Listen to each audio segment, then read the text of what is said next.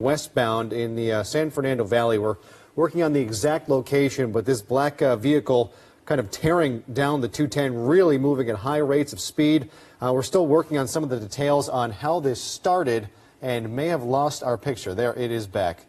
So we are still working on some of the details on how this pursuit began.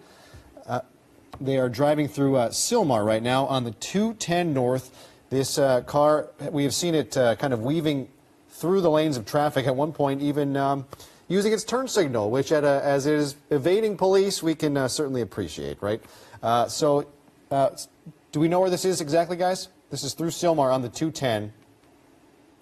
We are, our news desk is in communication trying to get more info out of who the pursuing jurisdiction is, where these officers are from, and exactly how this started. But you can see there are several black and whites in pursuit with their lights on, moving at high rates of speed on the 210 North through Sylmar, which again has been in the news lately because of the fire that has been burning in this area. Actually, a couple of fires. There's been one up in Santa Clarita, and then we had one burning nearby in Cagle Canyon. So at some point, they should be approaching the 5. This might be the split that they just looked like they took an exit here on the right side. If you see a winding overpass, I believe that is getting on, is that swinging around to the 5 South? Yeah, swinging around to the 5 South at the 210. So coming back down, again, passing through Sylmar here on the 5 South. And then within a couple of miles, there'll be the beginning of the 405. There'll be the 405 and 5 split. So now we are on the 5 South, still in Sylmar. And again, we've seen this car at one point just about 3 or 4 minutes ago driving on the left shoulder of the road. And again, we don't have our SkyMap technology up and running tonight, but you can tell that car is moving at a high rate of speed again, using the turn signal. So about the only thing he's doing correctly tonight. It's a little ironic that as this driver runs from police at a high rate of speed, obeying almost every rule of the road, still manages to turn on its their turn signal as it changes lanes. Okay, so this is the LAPD West Valley Division in pursuit here. A known suspect to officers. Officers either they recognize this person or the car. So they were looking for either this person or the car. Wow, wild veer off, heading now to the 405 and lost one of the officers. It's rare you see one of those maneuvers work, but a last-second turn and actually lost one of the officers. That pursuing black and white stayed to the left to the 5 as this driver gets off to the 405 southbound. Now really crossing over into lanes of traffic dangerously around other cars here. And so we are on the 405 southbound now. I just saw that was Mission Road exit that they just passed, heading south on the 405. So that is going to take them really down into the heart of the San Fernando Valley, into North Hills, Mission Hills, heading towards Panorama City, cutting right through the heart of the San Fernando Valley. Still moving at a high rate of speed. I don't know. I can't believe that maneuver lost all of the pursuing officers. Can we get a wider shot to see if there's any black and white still in pursuit here? All right, so there's at least two in pursuit, and if you go back far enough, there might be more. But that quick maneuver, heading down the 5 at the last second, veering off to the 405, managed to lose one pursuing officer. There are still 2 black and whites with their lights and likely their sirens going as well, moving at a tremendous rate of speed here. Just so dangerous on a Saturday night. You imagine a lot of people might be starting their nightlife out on this Saturday on the freeways. Moderate traffic we're seeing right now. There are still cars on the road, but no brake lights in the area. But definitely cars that this vehicle is maneuvering its way around, switching lanes pretty rapidly. And really a dangerous, gutsy move there, going from the 5 to the 405 at the last second. So we'll see where this pursuit is going to take us. Right through Mission Hills right now, heading southbound on the 405 towards North Hills. And we'll check the exit signs as they pass to see their progress and see how far we're going to go here. At some point, they should cross over the 118 if that hasn't happened as yet.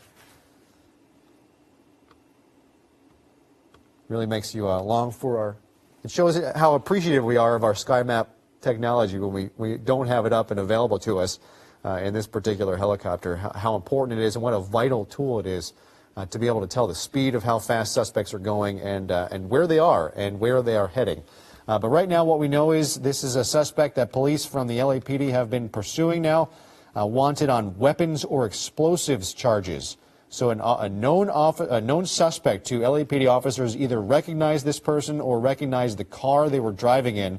Pursuit began through the LAPD West Valley Division, and it has now taken us up the 210 northbound, down the 5 south, and then I'm sure in a move we'll be seeing several times, at least later tonight on our ABC 7 Eyewitness News at 11 o'clock, that maneuver cutting across several lanes of traffic, trying to lose pursuing officers, and lost one actually, veering from the 5 to the exit to the 405, driving, I believe, on the shoulder now. I don't think there is no HOV lane on this on the 405 south here. So we have the CHP now, the transition from LAPD to CHP in pursuit now.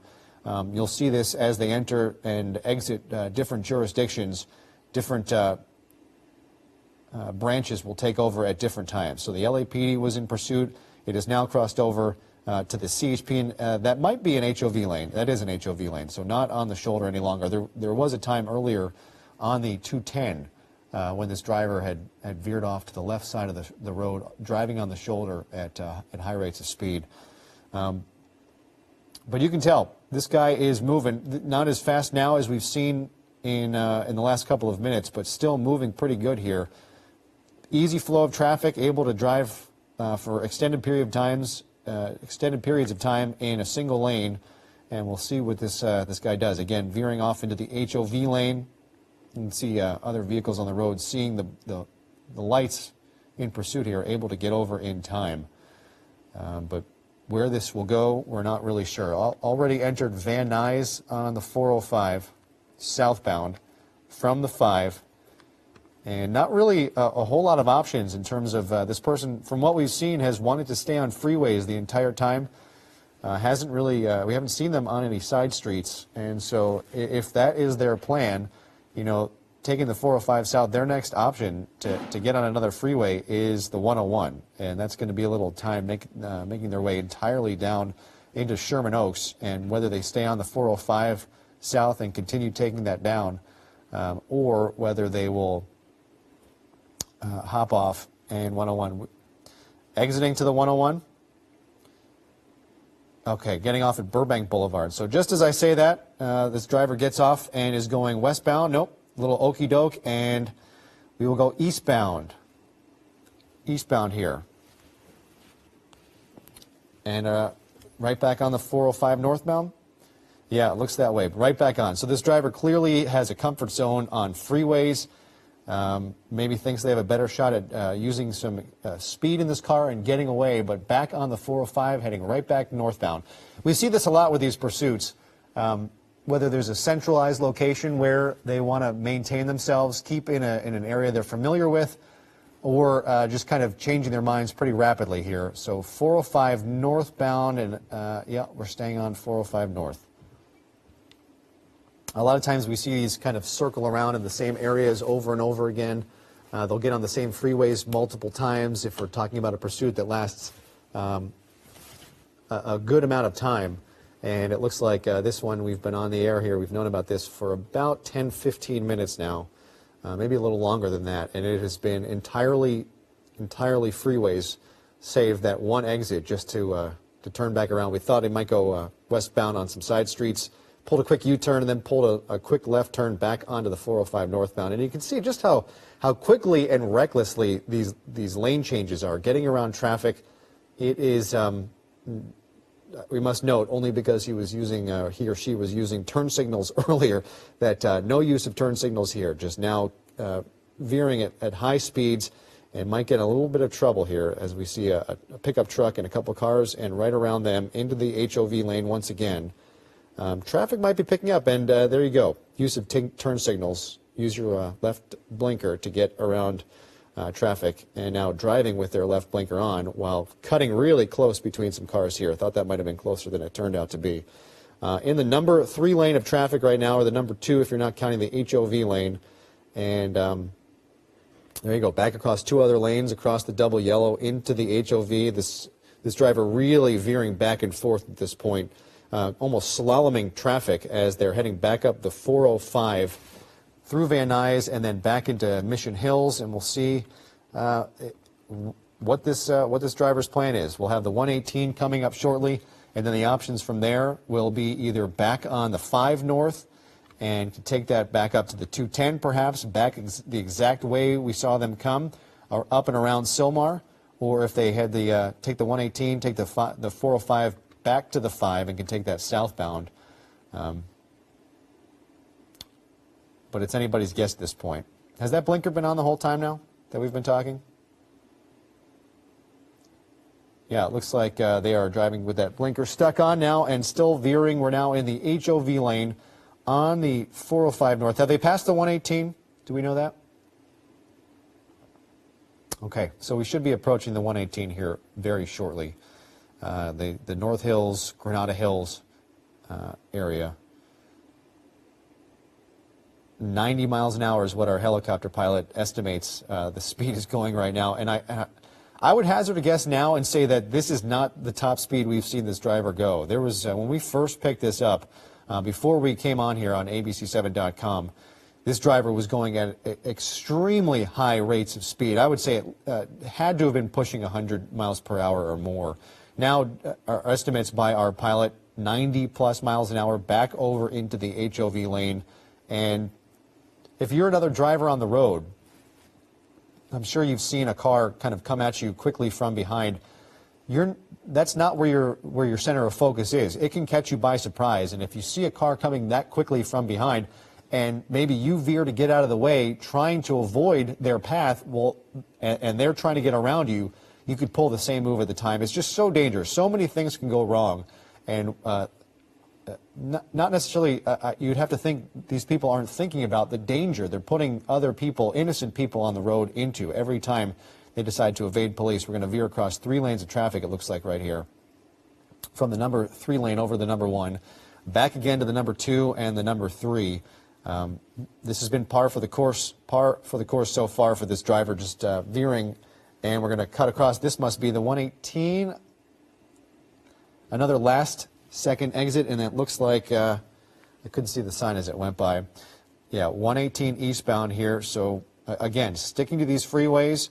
Another option will come up very quickly for this driver, whether to get back on the 5, continue to take the 118 eastbound to the 210 once again, and then another decision they'll have to make.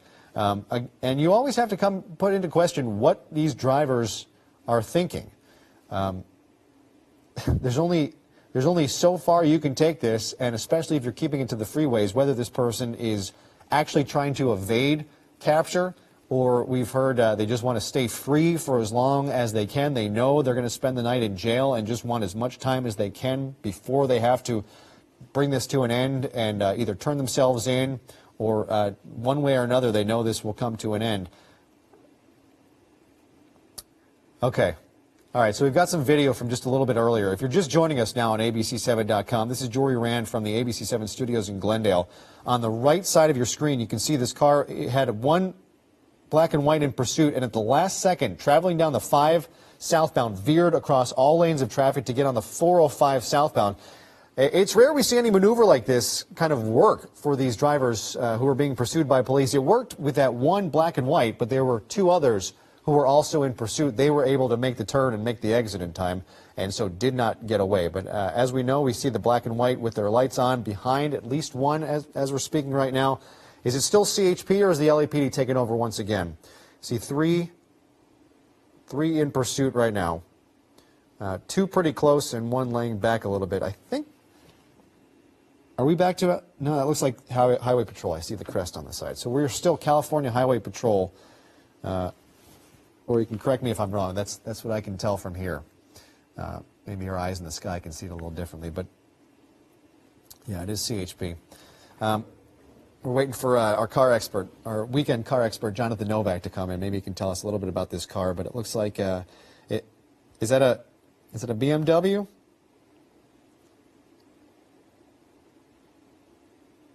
Yeah, it looks that way. All right, so here we have the, is this the 118.5 interchange. Might be taking the 5 south if it's where I believe they are right now. Nope, getting onto a side street. Do we know what exit this is? Yeah, I think this was before the 5, so it's got to be somewhere in the Mission Hills. Is this Woodman Ave, Arleta Avenue? All right, I'm being told that because of the creek fire burning this area, there is a flying restriction above the creek fire. You know, you have the helicopters who are doing air work, fire department helicopters keeping an eye on the creek fire and making airdrops, and so we may not be able to follow this depending upon how far they take it. It looks like they have turned their lights off, so they've gone dark. Is that, I know looks like their headlights might still be on, but their taillights are off, so perhaps they have their runners on, just their daytime runners, and a lot of times you'll see that someone doesn't realize their lights aren't fully on and their taillights are not on, but their partial headlights are on.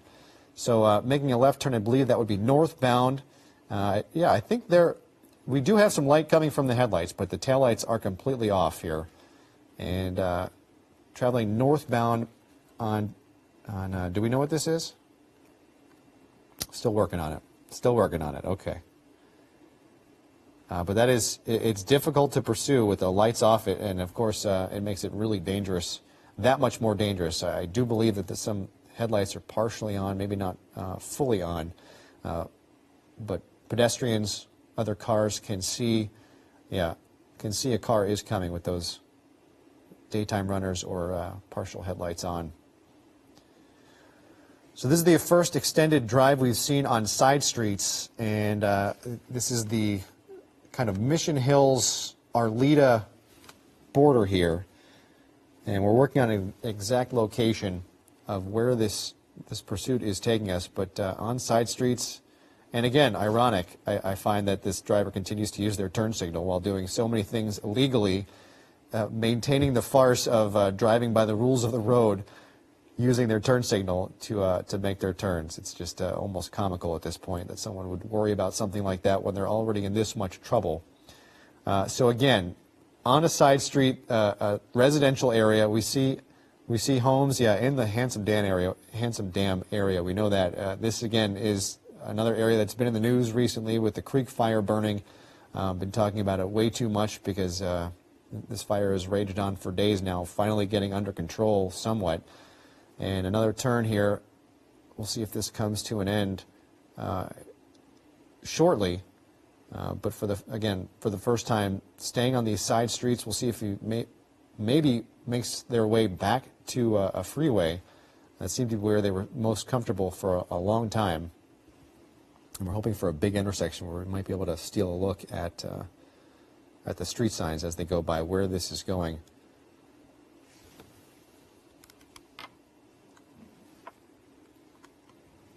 So here, let's try this. Just saw McDonald's in Mission Hills. All right, perfect. Van Nuys Boulevard. And as soon as you guys can get me a cross street. They just told me they don't have one. That's fine. We'll work on it. So Van Nuys Boulevard, which is east of the 405, and still heading northbound. It doesn't look like the speeds are anything really dangerous to talk about as of this point. Earlier, back on the freeway, they were going upwards of 90, maybe 100 miles an hour. We don't have our SkyMap technology working on this helicopter tonight, but our pilot estimated at the rate of speed they were flying that to keep up with this car, they were going at around 90 miles an hour. So dangerous. It's a Saturday night. People might be beginning their evenings, heading out, so here we go. Van Nuys Boulevard, another left turn. In the Arleta, Pacoima area. Just working out an exact location.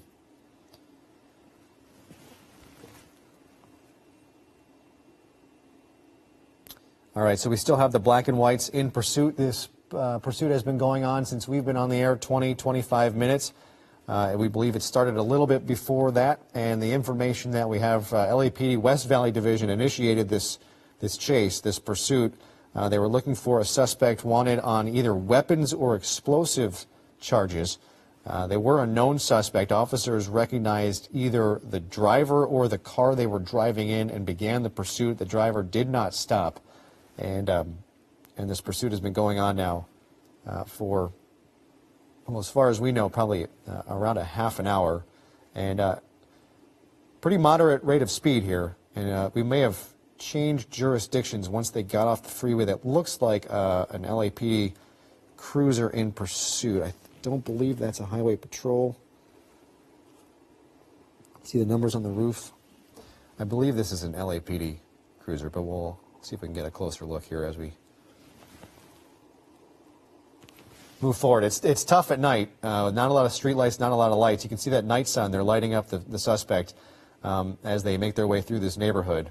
And that's partially to maintain pursuit and also just to kind of let everyone else in the area know that something's up, light up the area, because pedestrians, anyone outside walking, crossing the street, this is so dangerous. When a driver, a suspect is desperate, they want to get away. Clearly this person doesn't want to stop right now from pursuing officers. And if you're just happen to be walking down the street at the wrong time in the wrong place, this could turn out extremely badly for you. Another semi-major thoroughfare here through, I believe we are still in the Mission Hills area.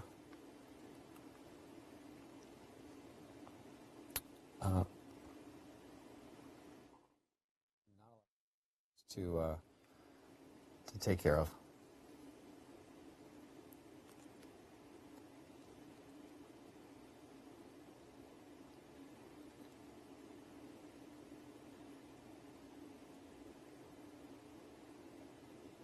Okay, we got a U-turn here. I'm just getting some information from our booth. Okay, so just 15 seconds?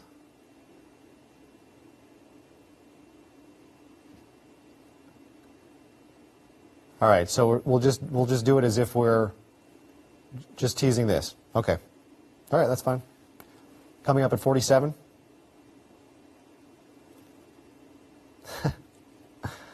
Okay, all right, perfect. All right, so for those of you watching on our web right now, abc7.com, so we're not doing it. Okay, so ignore all that you just told me?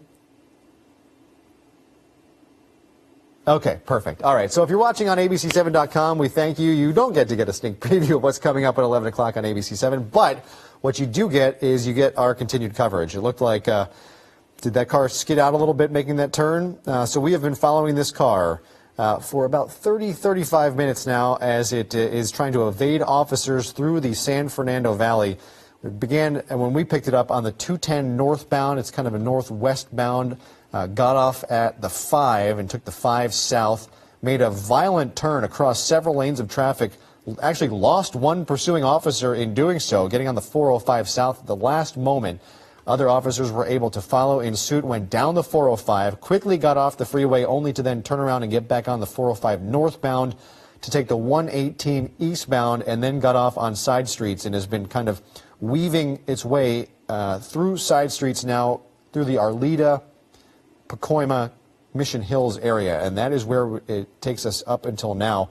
And just passing, you know, a car just pulling into a driveway, idling on the side of the road, anything that's unexpected can happen here.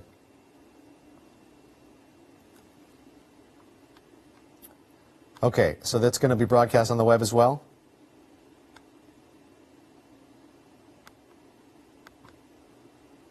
All right, so we have to do a quick promo here, guys, which you, if you're on abc7.com, you get to sit in on.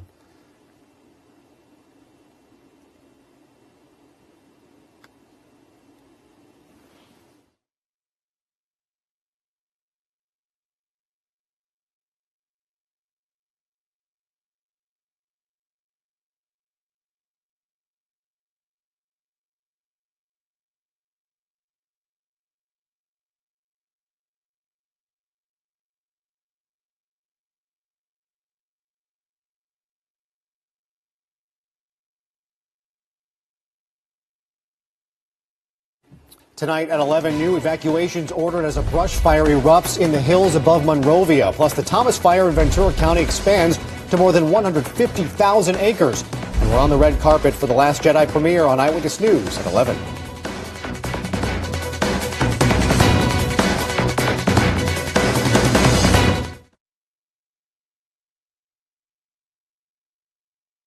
Taking me on camera for that one. All right, we are back here on ABC7.com. This is Jory Rand from our Eyewitness News studios in Glendale. We have been following this pursuit here through the San Fernando Valley. Are they back in Van Nuys? Is that official? We know that's happening? At one point, they were driving through Van Nuys. We believe they are back through Van Nuys. This pursuit began, at least when we picked it up, on the 210 westbound. Got off the 210 to the 5 south, the 405 south, back on the 405 north to the 118 eastbound, and has since been driving around, now using their hazards, flashing their hazards, driving through the Handsome Dam area, and might be getting back onto a freeway. And this is the 210 back where we picked this pursuit up on the 210 eastbound in the Handsome Dam area. So should be passing through Lakeview Terrace. Again, this is right in the heart of the area that was burned by the Creek Fire that broke out on Tuesday. And we might have some flight restrictions, which is why the helicopter might be so far away here. We can't get too close because of the airspace is taken up by fire department and CAL FIRE and all these firefighting efforts that have been doing such a great job with the Creek Fire, one of 6 or 7 fires burning in Southern California. We had a 7th breakout tonight. I don't think it was big enough to be officially named, but this is continuing now on the 210 eastbound, approaching Lakeview Terrace, driving with their hazards on, with several units in pursuit. Looks like might have switched back to CHP. If not, it may happen shortly, but this began with the LAPD's West Valley Bureau. And Jonathan Novak, our car expert, has stepped into the studio. If you can take a look and tell us if you can tell what kind of car this is, Jonathan, from a non-car guy, Jonathan might know. So he's going to keep an eye on that, and I'm sure we have some. I haven't checked my Twitter in a while. A lot of times, folks are watching, and Shay is enjoying the pursuit commentary. We appreciate it. Sean tells us that the pursuit is in the Pacoima area. Yeah, it passed through the Pacoima area now on the 210 eastbound, either at or passing through the Lakeview Terrace area, and we'll see where this takes us. Again, most of this pursuit has been on freeways. We saw for the last 5 or 10 minutes kind of weaving through side streets in the Van Nuys, in the Pacoima area, and back onto a freeway where this driver seems to be most comfortable. The hazards have been turned off. And again, something we've noticed from the beginning here, rather ironically, that this driver has decided to continue to use their turn signals while evading police and speeding and veering in and out of traffic. But they are thinking that that's the one rule they're going to obey, is using their turn signals and not doing it all the time. So doesn't seem to be going at an exceedingly high rate of speed right now, still passing traffic, which you'd have to think is slowing down once they see the police lights in the rearview mirror, that they're not traveling at the normal rate of speed. So it can kind of throw off our judgment just as to how fast this driver might be going, but still moving pretty good. Still moving at a high rate of speed on the 210 eastbound, and not looking like they're going to get off. But we have seen them try and pull some maneuvers to lose pursuing officers, and wonder if it's the kind of thing they might try again. It may work for one black and white as it did earlier, but there's several units in pursuit right now, so it's not going to work for everyone following. But again, if you're just joining us, this driver was a known suspect to officers, LAPD officers, looking for this person either on weapons or explosives charges. And they either recognized the driver, knew who they were looking for and saw them, or were on the lookout for a car and spotted this particular car, or perhaps a license plate reader picked it up somewhere and they knew they were looking for it. But LAPD West Valley Division officers tell us that is what they were looking for. Pick this back up and see we still have a couple pursuing officers, and this driver continues to drive on the eastbound 210. Should at some point, let's see where we are.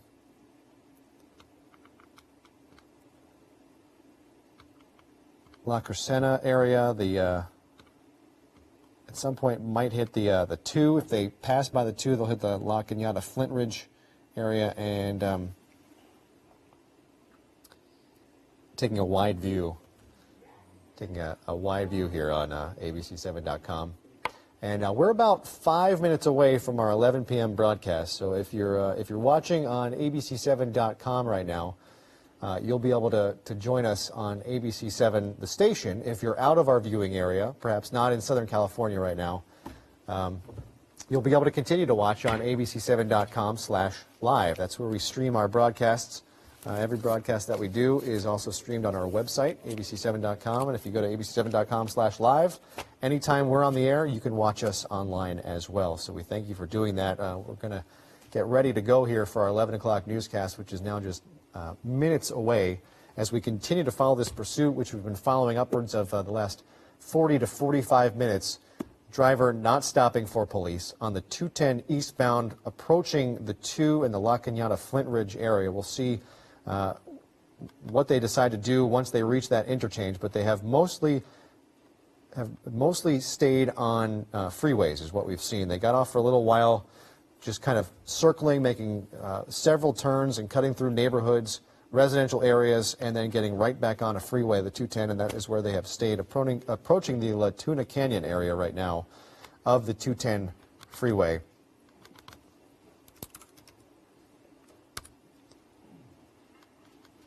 So still a little ways to go before they reach the 2. If you know that area, you know La Tuna Canyon Road at some point kind of breaks away from the park and parallels the freeway for a little bit, crossing under it and over and to the northbound side, and parallels it again till it meets up with Tahunga Canyon Boulevard and continues on. So we are approaching the La Crescenta area on the 210 eastbound. Suspect who is wanted on weapons or explosives charges. Has not stopped from pursuing officers, as this has continued on now for about the last 45 minutes that we have seen. And excuse if you hear any rustling here. We just have to prepare ourselves for our 11 o'clock newscast, which is now just about 3 minutes away. But we appreciate you joining us here on abc7.com. And not a lot to speak of right now. It seems like a pretty moderate speed that this driver is leading this pursuit on. Since they've gotten back on the 210, we haven't really seen any wild maneuvers. This driver, mainly because we don't see a whole lot of traffic. I don't know if officers have kind of done any blocked off any on-ramps in the area, but this is a pretty remote area of the 210 and not a lot of traffic, at least on the eastbound side. We see every once in a while a car pass on the westbound, the northbound side of the 210, but nothing that we can see right now on this side of the road, which is definitely good news. It's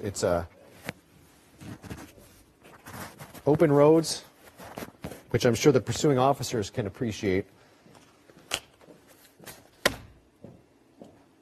You mic'd up? Oh, it's right here. Okay. So Giovanna Latta is joining us in studio as we get ready. We're about 2 minutes away from our 11 o'clock broadcast, and we might have to step away just for a second. We have a 60-second tease to do. It's not 60 seconds long. 60 seconds before our broadcast, we're going to do a quick little tease here, and I'm not sure if that's going to break in or be included in our coverage, whether you'll be able to hear that on abc7.com, but we continue to do the work to get ready here for our 11 p.m. broadcast. But this pursuit continues on here on the 210 eastbound, approaching the 2. I don't believe they've reached the 2 yet, but still approaching the La Crescenta, or through the La Crescenta area, approaching La Cañada Flint Ridge. And we'll see what this driver does. Really just a calm, easy ride right now. Doesn't seem to be driving excessively fast. Pursuing officers are behind. I don't know if they're giving this person some space, but not a whole lot to worry about right now, other than the fact that this driver won't stop. Are we doing this straight up at 59? Are you going to do this, or am I? I can do it. Okay. So Giovanna is going to. Are we on? Is it me on camera? Okay, I'll just do it. That's fine.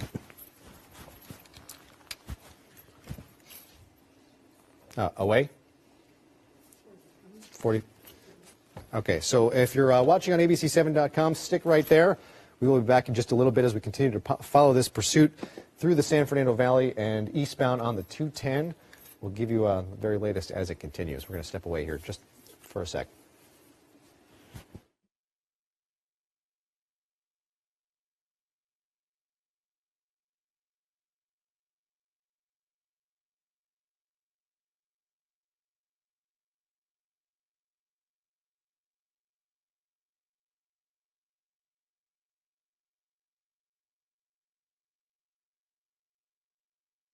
"60 seconds away, a brush fire in the hills above Monrovia sparking new evacuations tonight. Plus, when will the dangerous fire conditions come to an end? Eyewitness News starts in 60 seconds.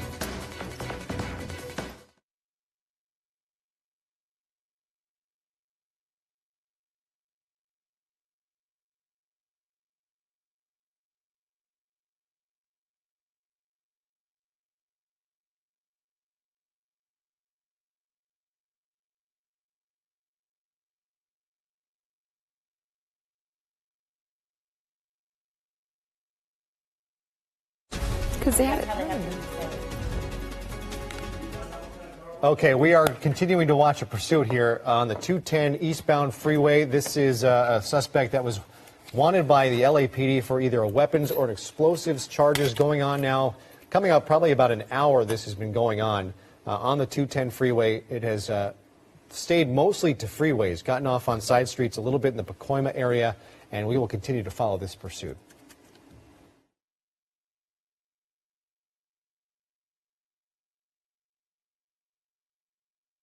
This is Eyewitness News with live breaking news. All right, if you're just joining us, thank you and hello and welcome. This is Eyewitness News at 11 o'clock. I'm Jory Rand. And I'm Giovanna Lotta. You are looking at live pictures from Air 7 HD of a pursuit underway right now. We've been following this pursuit for the last 20 minutes. It is on the 210 freeway eastbound. And authorities are on the tail of this driver who has been leading police on a chase now for nearly half an hour. Coming up on an hour now. This began, at least according to LAPD West Valley Division desk officers, tell us that this was a suspect known to them. They were looking for someone on either weapons or explosives charges. Officers recognized either the driver or the car they were driving in, and this pursuit began. We first picked it up on the 210 westbound, going in the opposite direction of where we see right now, and got off on the 5 southbound. And I believe we have some video at some point we're going to show you. As they were driving down the 5 freeway and they came to the 405 interchange, they pulled a last-second maneuver, cutting across several lanes of traffic to get on the 405 southbound. In doing so, he actually lost one pursuing officer. That officer couldn't make the turn in time and so continued down the 5 southbound.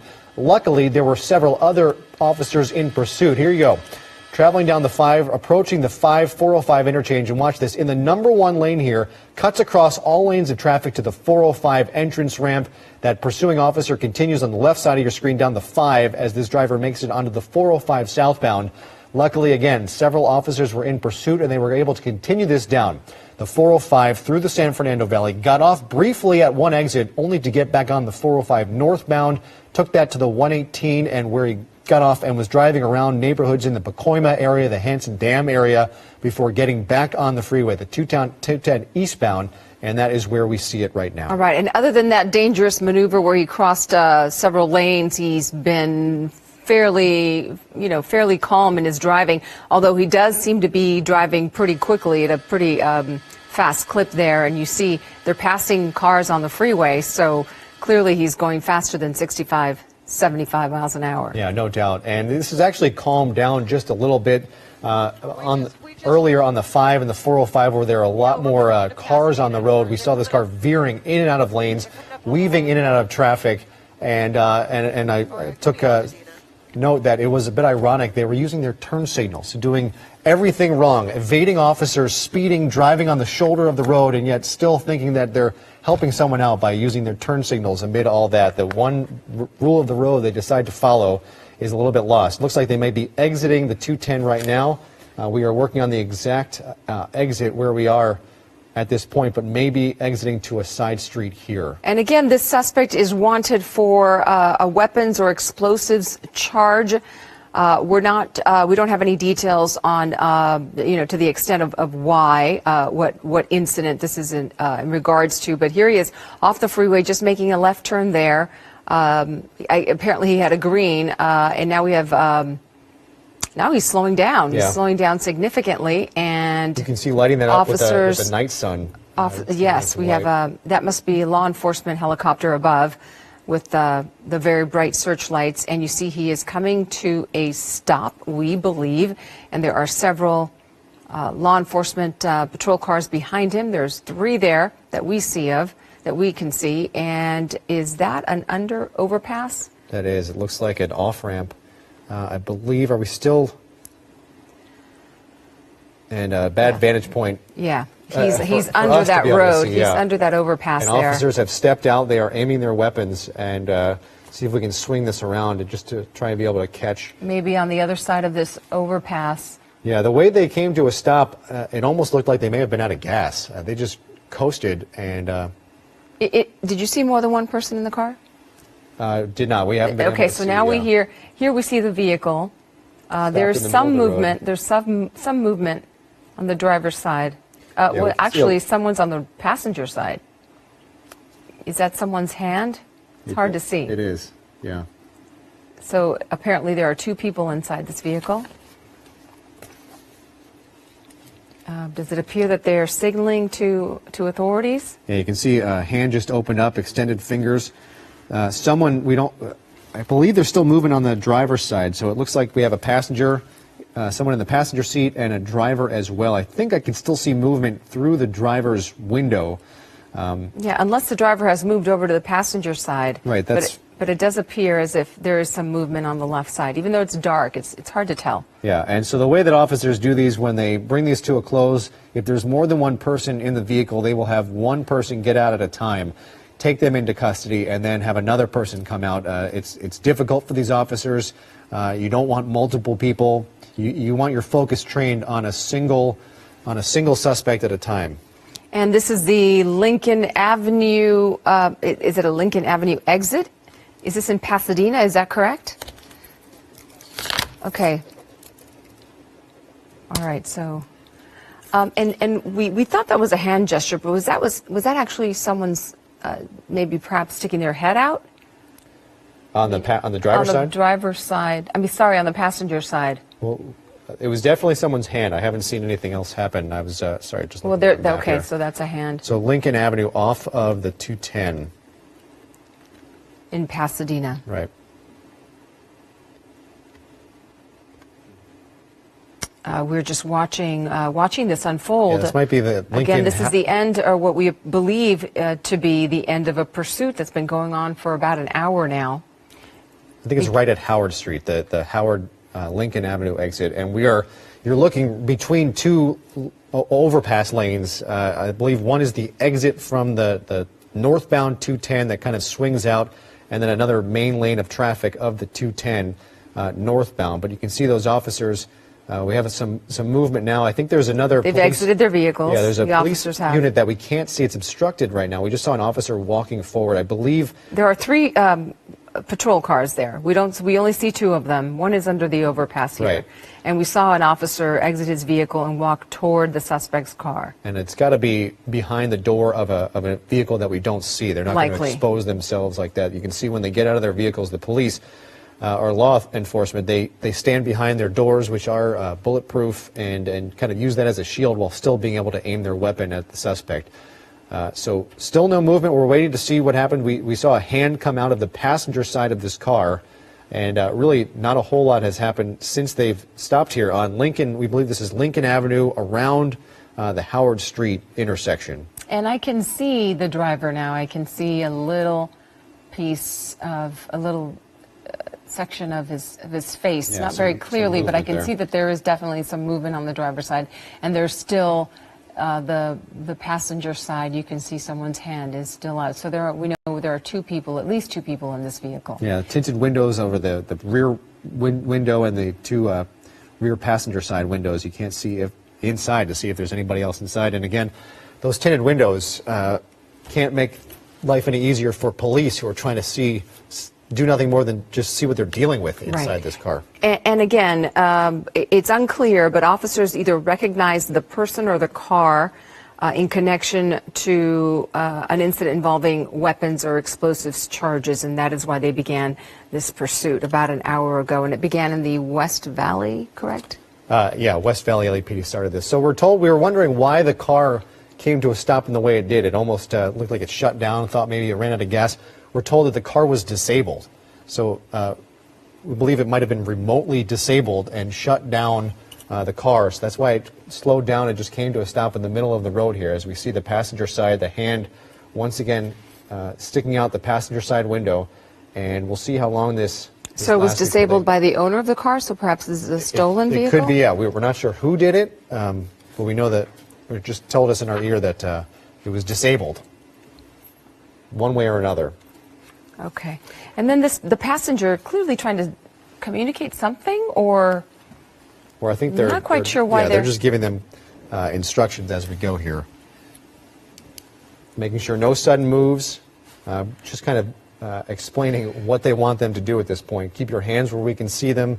We're going to do this one at a time. I don't know if they're giving them instructions that aren't being followed. You'd think the fact that this person in the passenger seat is appearing to follow instructions. You just have to wonder what's going on with the driver. Now you can see him better. It appears he's wearing a hat.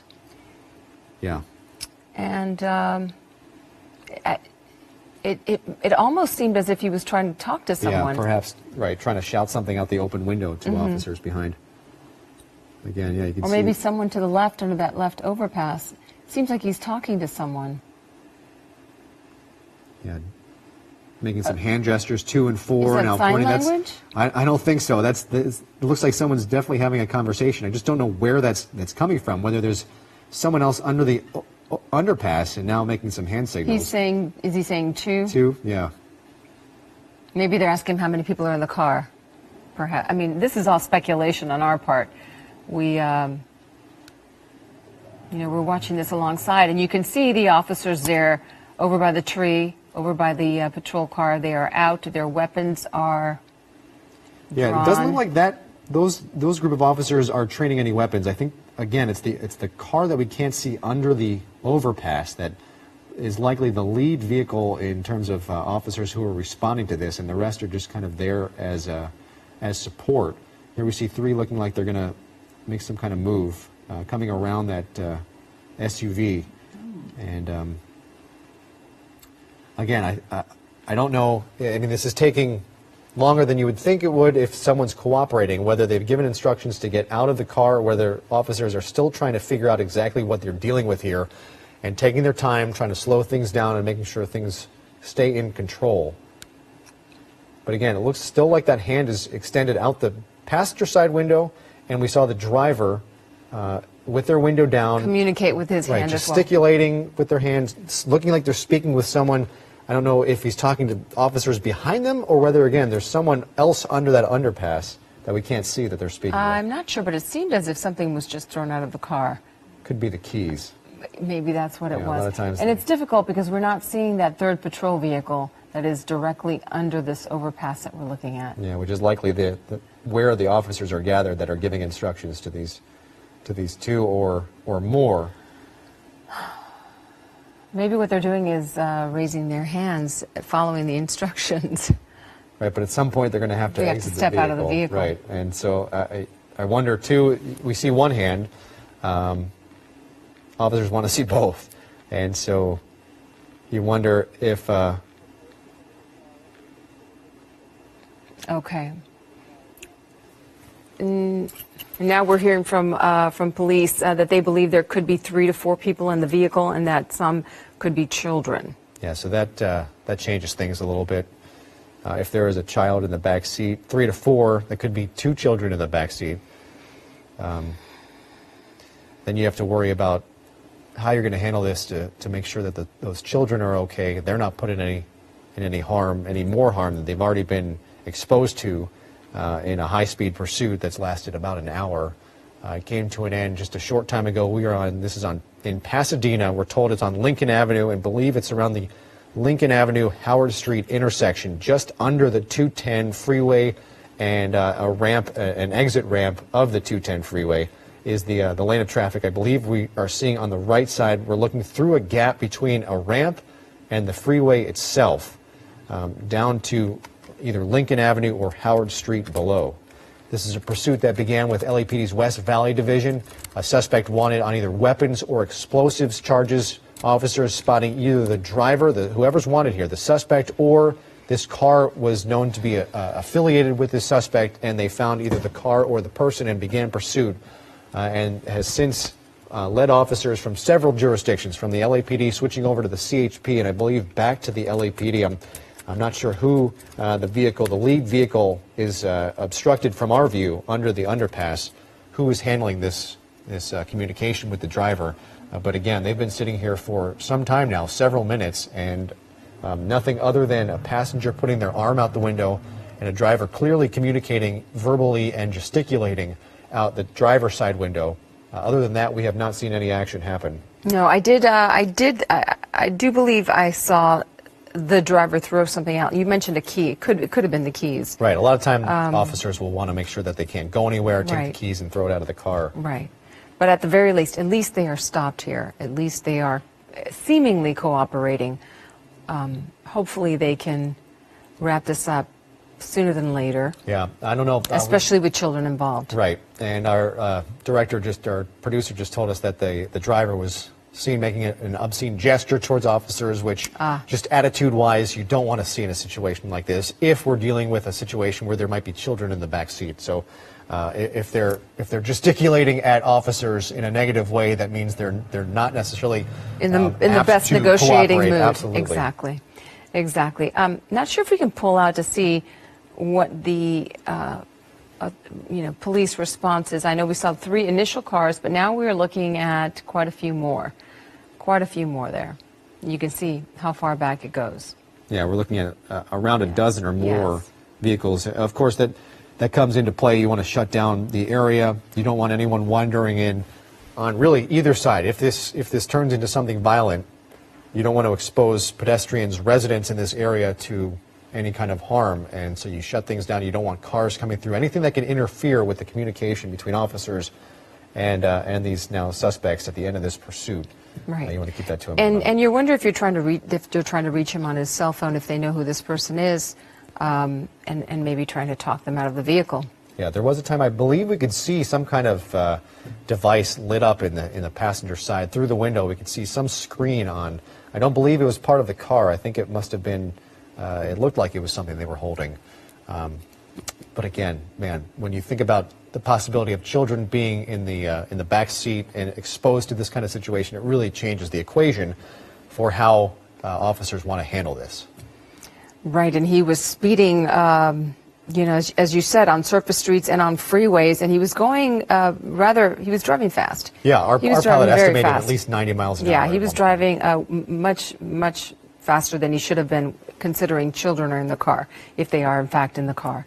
So that does change things. Yeah, one way or another, this pursuit is over. This car has been disabled. We're not sure who was able to do it, whether it was police or sometimes an owner can notify a security company who has access to this kind of thing and can shut the car down remotely. We are told that is what happened. So this car was shut down remotely. They can't get away at this point. It's over. It's just a matter of whether they're going to give up peacefully or whether they're going to try and pull something in these last few seconds of this pursuit and see how this is going to go. It can go in 2 different directions, and with children in the back seat, we just hope that these people are smart, they play this right, and just listen to commands and can end this peacefully. Yeah, you see there was just some movement there on the driver's side. The driver was moving. He just turned something on. Look, that could might be have been a cell lighter. phone. I think that might have been a lighter. Yeah, it looks. Yeah, here comes smoke. They just lit something smoking. up. He's smoking. Yeah. And then. And you see a wave from the passenger. You have to wonder in these kind of situations as well whether anyone else in the car is there willingly at this point. Well, if there are the children, the driver is in control. Well, that's true. And you don't know if this is a hostage situation or a domestic violence issue. Or a domestic violence situation that turns into a hostage situation when, if they want to get out of the car, if they don't want to be taking part in this pursuit, right, they're not able to get out if the driver continues driving at high rates of speed. And if there are children in that car, they are, without a doubt, very frightened right now. Yeah, there's no doubt. So the driver now smoking, it appears a cigarette. I just saw him ash out the window. So a lot of times you never know whether there are narcotics, if there's drugs. We saw someone smoking out of a pipe one time in a pursuit like this. I do believe this guy is smoking a cigarette, just ashing out the window. And you can still see that hand coming out the passenger side. Well, you see the there ashes. goes the cigarette was just dropped. Is that the cigarette? That was the cigarette. So and we'll see if, and so there's maybe something still lit up in his lap or in his hands. That could be the phone? Maybe? Yeah, it could be. Hard to know. But it doesn't appear as if he has any intention of doing, making any movements right now. No, and maybe you had to wonder, maybe smoke a cigarette before it's time to head off to jail. You hope maybe that marked a point of finality. It was a quick smoke. If that was the end of the cigarette, maybe he knows his night is over and we can get this thing over with. You hope that is the case. But again, we saw him sticking his head out the window, either shouting, speaking with someone, but gesticulating with his hands. And at one point, our producer said made a lewd gesture towards the police. And again, the opposite attitude of what you're hoping to see from a suspect you're looking to take into custody. We're told police believe there may be up to 4 people in this car. Several might be children. As that hand comes back out the passenger side, possibly placing something on the roof, definitely reaching up to the roof, either holding on or putting something there. Best case scenario is that those children are allowed out of the vehicle and that these adults step out willingly. And the mindset there's no someone has to telling be in, right? Putting these kids, exposing them to such danger. First of all, whatever this person is wanted for, then to take them on a wild pursuit, high-speed pursuit on several freeways as that hand continues to be raised in the air. You have to wonder what's going through someone's mind to expose children to a situation like this. It does appear to be a female, correct? I would say that as well. Yeah, it looks like a pretty thin wrist, and from what we saw of the driver, it looks like a male driving. I don't know. It really appears as if the passenger is looking to cooperate a lot more than the driver at this point. And perhaps they're taking into account if there are children in the car, what's going on. They're looking out for the best interest of the kids in the backseat if they are there. All right. We have JT Alpa on the phone with us. JT, do you have any information to add to this? Well, only what we've seen here from the broadcast, and it's a very, very touchy subject or situation here for law enforcement. You've got the suspect in the car. We know that he's armed and dangerous or wanted for warrants and being wanted for armed and dangerous activities. Now, we see that he's been trying to light something in the front seat of the car. We see the passenger in the vehicle, and it's uncertain right now if the passengers in the vehicle are there by their own will or they're being held against their will by the suspect. So a lot of tactical concerns going on right now with the LA Police Department and the California Highway Patrol trying to figure out what they're dealing with him, maybe trying to make contact with a suspect, trying to negotiate with him to give up peacefully. But we've seen the suspect trying to light something in the front seat near the passenger compartment. So we're really not sure what's going on in there. We're hoping law enforcement has the ability to at least talk to him, maybe calm him down. And what makes things even worse in this situation, the suspect stopped underneath an overpass. And that makes it extremely difficult for the helicopter overhead to lend a lot of support because they get a very narrow window as they're orbiting around there, unlike our Air 7 HD where we can hover in one spot. The police helicopters down low and have to keep orbiting. So a very unique situation here. A lot of tactical considerations for law enforcement to deal with here while they try to take the suspect in custody and for it to end peacefully. Is it the elevation that they have to keep circling like that, or do they just want to keep a good view of everything that's going on around this scene? Yeah, they're not only watching the suspects on the ground, they're taking into account the tactical considerations and deploying officers in all areas around here. So they have to keep orbiting for the most part. And they have to do a lot with altitude. They're down lower. News helicopters are up higher so they can hover, but being down low, you have to deal with the safety factor. So you usually have to keep the aircraft moving. So you can see there's a lot of police agencies down there.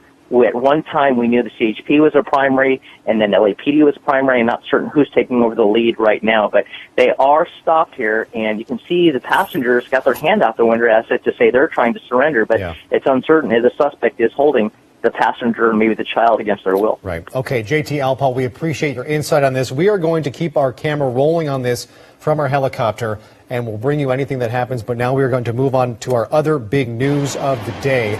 A new brush fire breaking out tonight, this time in the hills above Monrovia. The flames burning near several homes, officials immediately issuing evacuation orders. And Eyewitness News reporter Leanne Suter is in Monrovia tonight with the latest situation there. Leanne. Yeah, those residents are ordered out without any time to grab any of their possessions because of the danger. See, live behind me here, this still remains a very active scene. But the good news tonight, this fire now 100% contained. A nighttime aerial assault at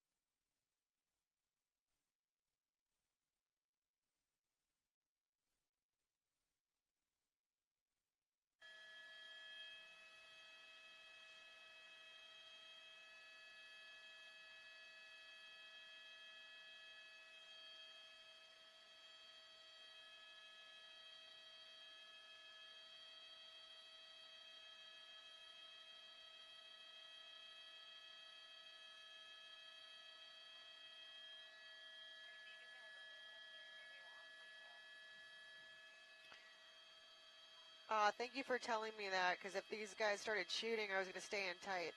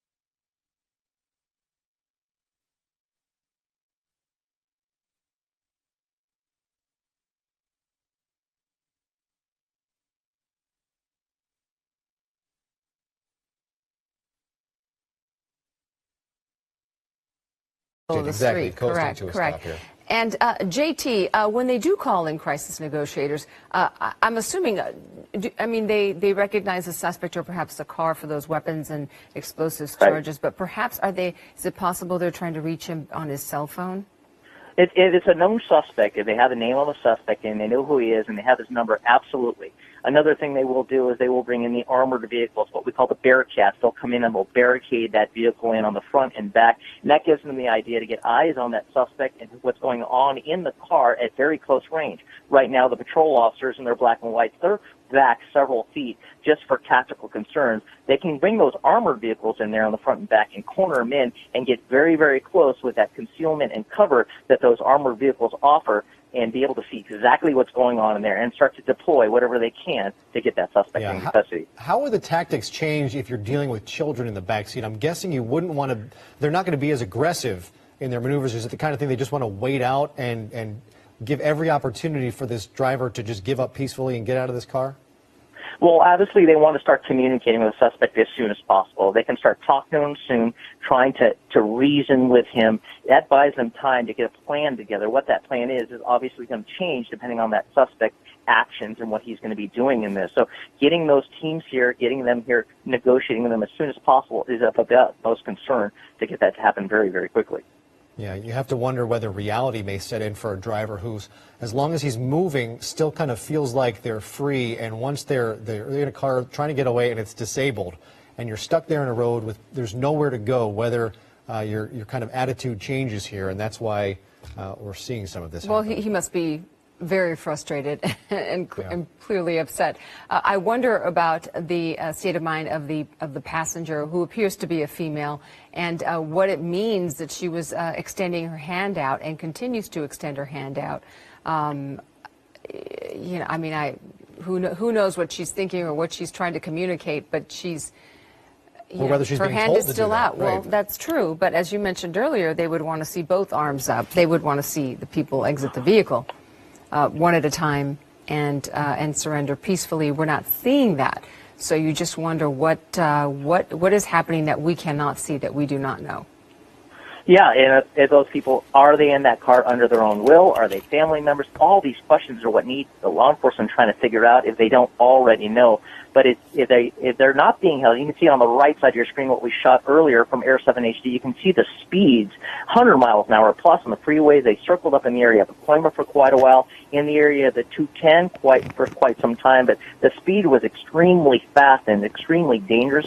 Saw them crossing into through traffic on that freeway, going from the left lanes to the right lanes in a hurry. But a very dangerous pursuit that luckily came to an end. But the people on board that car, inside that car, who are they to the suspect? Right. Are they under their own will, or are they being held against their will by the suspect driving the car? Right, and the passenger, if this were a different situation, if they wanted to get away from the driver, they could. But if you take into account if there are children in the back seat, someone who doesn't want to be there is not going to leave this car and leave those children behind. So that's why perhaps it's a different dynamic inside the car. If the person in the passenger seat wants to leave, they can't because they have to worry about the children. We've seen, countless pursuits where the driver will slow down and the passenger gets out. Right. Right. Just not that long ago that happened. So, yeah, you're right. Well, it's likely we have because to the take kids into are in there.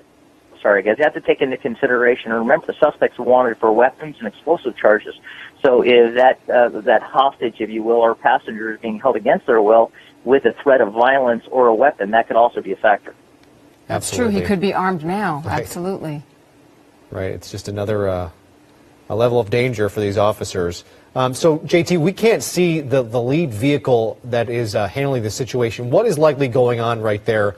We saw when they first pulled up, officers got out with their guns drawn, standing behind their open doors.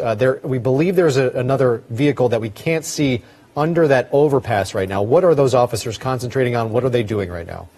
Well, we're keeping eyes on the suspect, obviously. They're trying to illuminate that suspect vehicle with their forward-looking takedown or front floodlights, trying to get as much light in there to try to see. It looks like those back windows maybe even have some tint on it, but what they are going to try to do is contain that suspect, to contain the situation to where it is until they can get those tactical teams that we spoke about in place and on the way. Now, what tactical teams are coming, well, that remains a mystery. Could it be the Pasadena Police Department, since it terminated in their jurisdiction? It could be the LAPD, because they were the primary agency during this pursuit. So if LAPD Metropolitan Division D Platoon SWAT comes out, they would be getting that call right now, deploying the resources that can deploy very, very quickly from anywhere in the city. So that could be happening right now. It just depends on which agency has a lead and who's going to come help these situations. If it meets the criteria of the standoff, that's going on what we've heard so far. We don't have all the details. All law enforcement on the ground has those details. We're trying to gather those details, but if it meets the criteria for a hostage standoff, then they will definitely come. So if a crisis negotiator comes to this scene to intervene, would that happen at the police car? They would stay back with officers, and how do the pursuing officers interact with the crisis negotiator? Well, when the crisis negotiation team comes with the special weapons and tactics team, they work as a team together. So more than likely, the patrol assets would be pulled out, and the tactical team would take over. So if they are able to talk to the suspect by means of cell phone or some other means, we've seen situations where they've deployed robots, where they've actually taken phones out to the suspect, where they can roll down their window with a robot and take a handset and talk to him that way if they can't get a hold of him. Try to communicate him using the bullhorn, see if he'll answer back. It appears the windows are rolled up. So there's a lot of different methods and tactics they can use to try to gain communications. But number one priority right now is talk to the suspect, find out what he wants, find out what's going on, buy time to get the tactical team a chance to have this end safely. JT, going back to the fact that this car was disabled remotely, do you have any information on that and how that is possible? Is it possible that this vehicle was stolen and that the owner disabled it, or that it happened some other way? Well, some of the newer vehicles that have certain stolen recovery systems do have the capabilities to slowly disable the vehicles, and we just heard that from you. We didn't know that has happened. We didn't know the vehicle became disabled because it ran out of fuel, but it is a vehicle. Some of the newer vehicles do have that capability, which is a great capability for someone to actually talk to the manufacturer of these vehicles and have them remotely disable the vehicle where it slowly starts to slow down and shut down without it causing an accident. I don't have verification that happened. If you guys do, that's very interesting to know, because that is something that is new in these vehicles. The older vehicles don't have them, and would greatly help in pursuits in the future. Yeah, it sure would. I wonder, can we have Air 7 pull out so we can see a bigger view and see if anything's changed in the scene out there? Do we have traffic on the 210, first of all? Looks like that might be... Nope. No, yeah, this traffic is still moving. Yeah, no, it doesn't look like anything has changed. We're not seeing any armored vehicles show up. Yeah, it's gonna take the time for the tactical teams to get to where the armor is stored, get officers there, and get it going. But so that's why it's so important for the patrol officers trying to maintain what they've got, hold the ground they have, keep the suspect talking if they can, and where there is a danger to those if they are hostages or the passengers in that vehicle, try to prolong that so tactical teams can get into place. But you can see that freeway and what looks to be maybe an on-ramp or an off-ramp still moving above the top. We did see a camera, looked like it may have been a freelance camera set up above them. The CHP quickly got them out of the way. Now, again, the suspect's wanted for weapons and explosive charges, and there's still a question if the suspect possibly has either a weapon or explosives in that vehicle that can pose a danger to even the people, not only officers behind them, but the people traveling on that 210 freeway. Well, and the people living in those homes right along that street. And I wonder if part of this whole process includes officers reaching out to those folks who live on that street in those homes and maybe telling them to, perhaps to move away from the windows or take some precautions. If the suspect, if they have information that the suspect does have those explosives on board, or if there is explosives on board, it would be certain that those officers would indeed back up. Not only back up, they would probably, if there were homes directly in the area, it was hard to see from that shot, they would definitely try to evacuate those homes. If that was the case. Again, we don't know that to be the case yet, right. But again, wanted on those weapon charges and the explosive charges, that could be a possibility. But we don't see the officers backing away from the car. They're sitting probably about 50 to 75 feet, maybe even 100 feet behind them, trying to communicate with the suspect and the hostages. But you see that What's interesting to me is that passenger in the right front seat, that arm has been out of that vehicle for quite some time, and we don't know if that's them saying, hey, we surrender, but we can't come out. You can see some homes directly in the shot where Air 7 has right now, but it looks like the vehicle is a little bit further under the overpass, but you see officers are still in the close vicinity, so that may not be the case with explosives. If they're waiting for a crisis negotiation team and the SWAT unit at this point, are they maintaining contact? The officers who are waiting, are they continuing to try and make contact with this driver, or is it once that team is called in, do they just kind of go into a waiting pattern, a waiting mode, and await their arrival?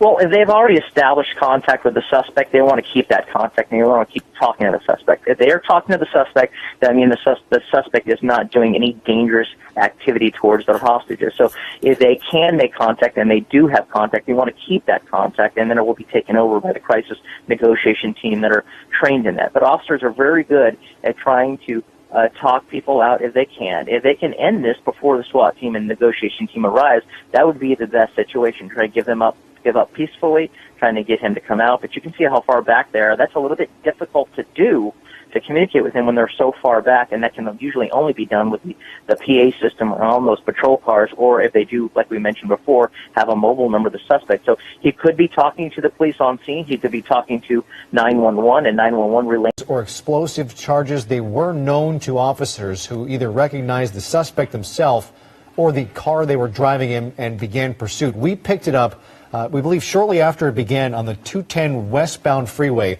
This video on the right side of your screen was heading down the 5 freeway. Watch this car veer across all lanes of traffic, getting onto the 405 freeway at the last second, actually losing a pursuing officer who had to continue down the 5. Couldn't make that exit in time. Fortunately for officers, there were 2 more pursuing units behind. They continued to follow this driver down the 405 freeway, where they briefly got off and got right back on the 405 northbound. Took it back north through the San Fernando Valley onto the 118 west, where they got off and were driving around side streets in the Pacoima Hanson Dam area before getting back on the 210 freeway eastbound.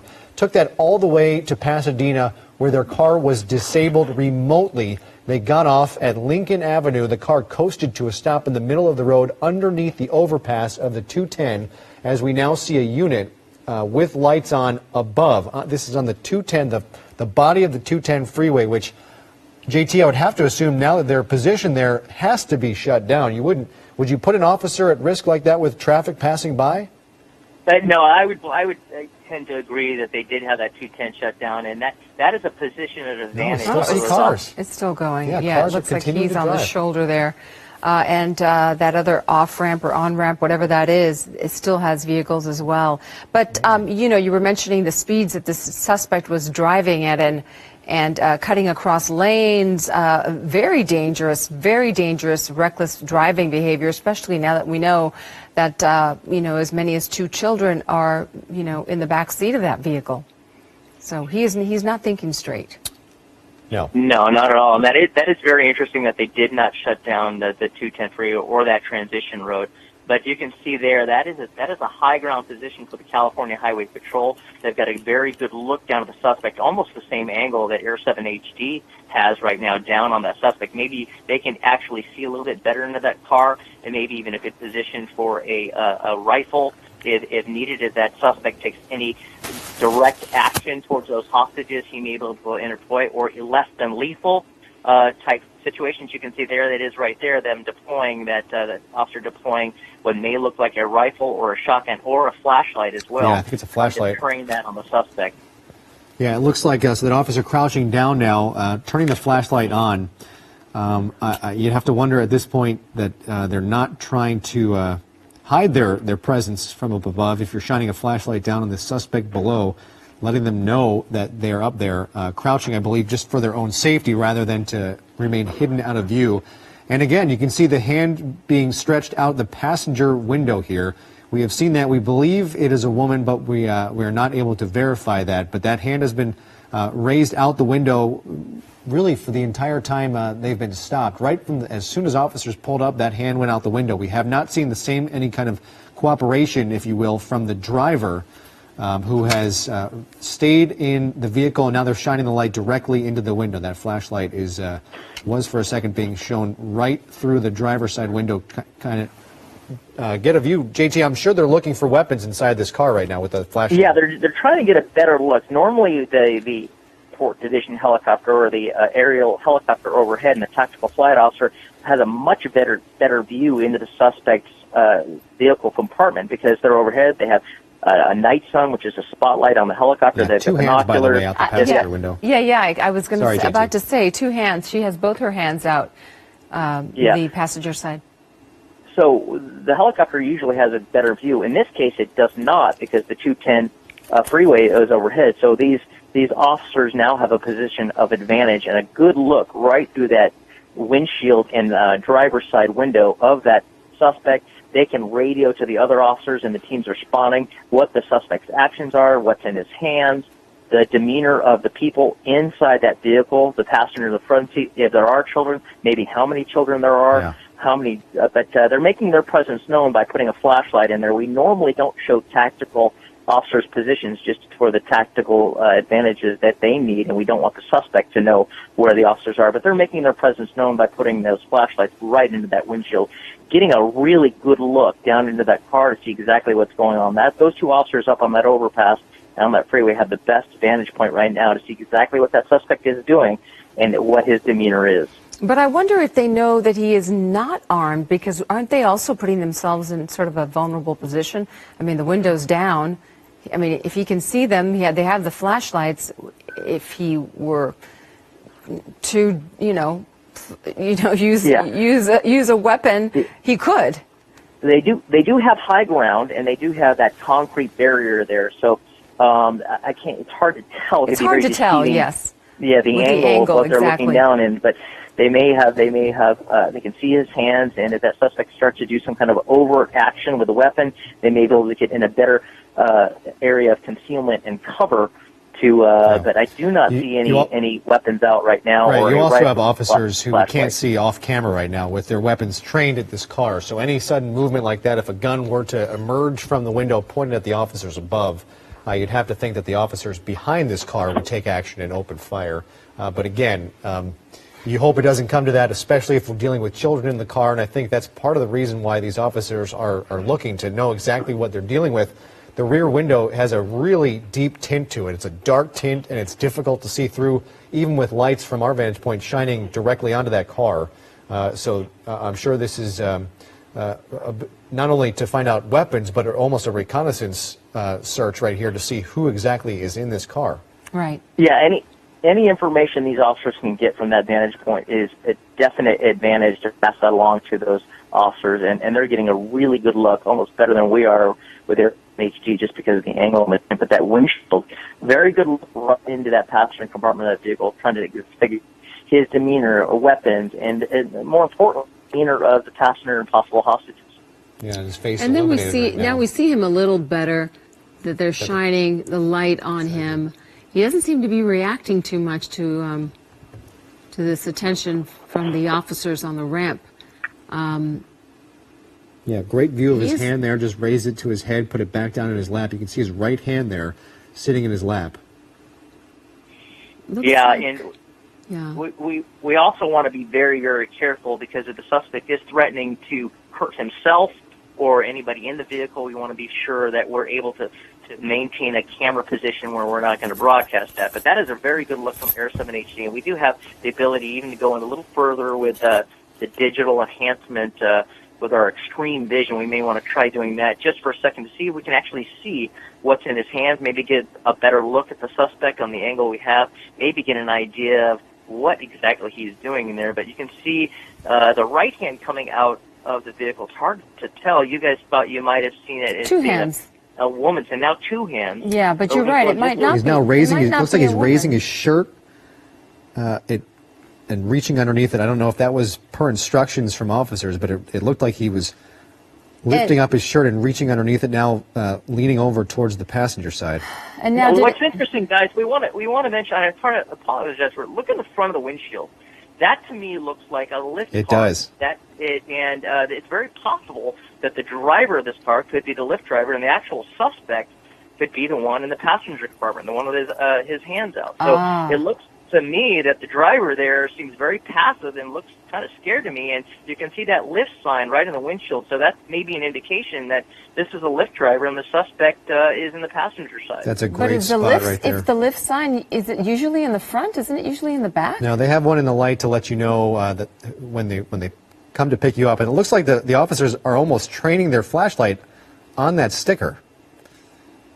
That does look like a lift. There. Yeah, it does look like a lift, either light or sometimes they have ones that change colors in their windshield. Right. So that would be a good indication why the person in the passenger compartment is raising his hand and the driver is not. Again, we don't know that to be the case. The way that the Lyft driver was driving, he was driving extremely. Now look at this. He's holding the driver's holding a piece of paper in his hand, and we did see something before where someone was trying to light something, in the vehicle. Yeah, but it was a cigarette. It's hard to say. The driver was driving so aggressively that it would be hard to, unless he was under some kind of duress, like we said, with a weapon or explosive.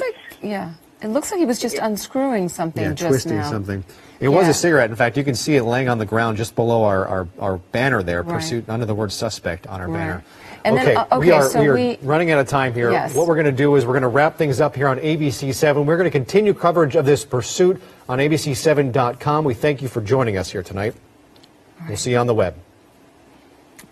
All right. And we are continuing our coverage of the end of this pursuit in Pasadena. This pursuit began about 10:30 in the Reseda and Lake Balboa area. Officers there, LAPD officers, spotted a vehicle or perhaps a suspect that they recognized